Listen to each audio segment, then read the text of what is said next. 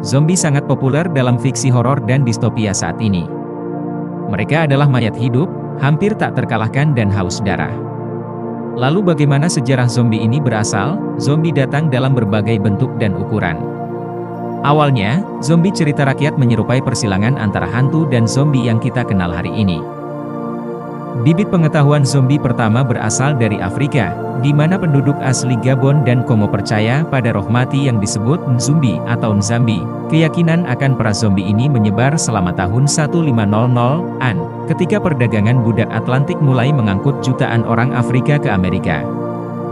Kepercayaan pada roh mayat hidup menjadi umum di banyak negara Amerika Selatan dan Tengah, tetapi yang paling terkenal adalah Haiti. Setelah bertahun-tahun mengalami perlakuan brutal, para budak Haiti bangkit dan menggulingkan tuan mereka.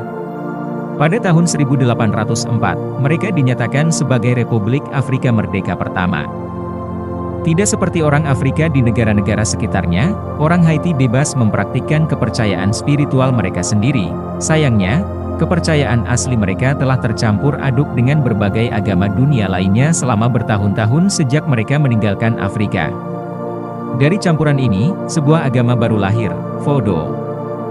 Vodou menyerap banyak ide kuno Afrika, termasuk zombie, mayat hidup, tetapi itu juga memberikan putaran baru pada legenda dengan mengklaim bahwa zombie diciptakan dan dikendalikan oleh para pendeta Vodou.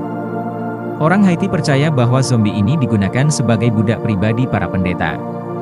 Akan tetapi, di dunia barat, dengan cepat mereka memfitnah Haiti sebagai penyebar gagasan bahwa segala sesuatu yang berhubungan dengan Vodou pasti berdarah dan menakutkan.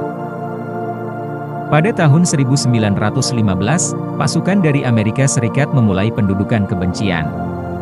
Mereka menambahkan beberapa darah kental ke cerita-cerita ini dan membawanya kembali ke rumah, di mana mereka diubah menjadi majalah fiksi pulp dan beberapa film horor skala kecil. Akhirnya, daya tarik eksotis zombie mulai luntur, dan mereka mulai memudar dari fiksi, sampai mereka dibayangkan kembali di Night of the Living Dead. Inilah sebuah film terobosan tahun 1968 yang oleh banyak orang dianggap sebagai debut zombie.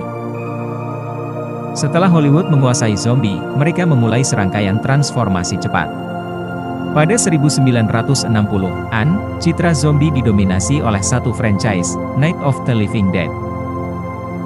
Untuk pertama kalinya, zombie mulai menunjukkan tanda-tanda pembusukan dan luka yang mengalir.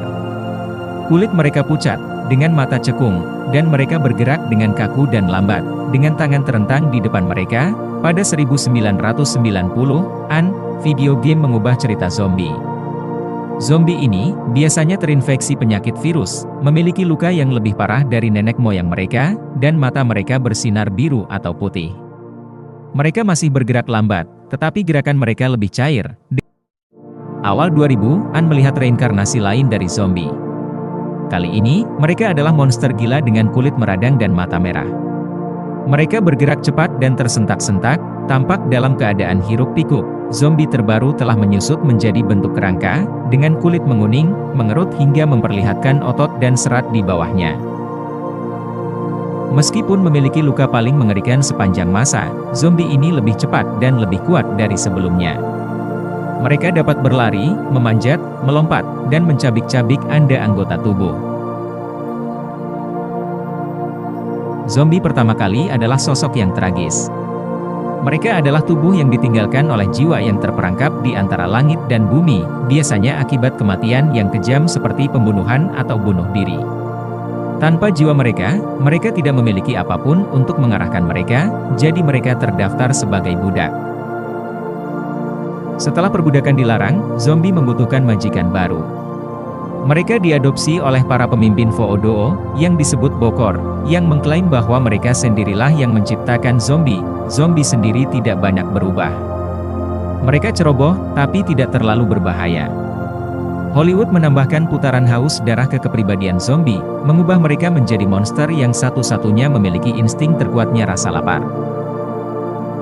Zombie Hollywood hidup untuk berburu, dan seperti pemangsa lapar lainnya, mereka memiliki indera yang sangat halus yang membantu mereka mendeteksi mangsa. Zombie awal bergantung pada penglihatan dan pendengaran, seperti halnya manusia. Akan tetapi, seiring berkembangnya pengetahuan zombie, Banyak dari mereka kehilangan penglihatan dan mulai sangat bergantung pada indera penciuman mereka yang luar biasa. Munculnya zombie nokturnal menciptakan ras baru dengan bakat melihat dalam kegelapan. Kebanyakan zombie berburu untuk makan, tetapi ketika mereka merusak sebuah kota, korban yang dimakan sebenarnya adalah yang beruntung. Korban yang digigit, tetapi tidak dimakan, memiliki nasib yang lebih buruk. Mereka telah terkena penularan zombie, dan kecuali mereka dieksekusi oleh teman-teman mereka, mereka juga akan berubah menjadi monster yang tidak berakal.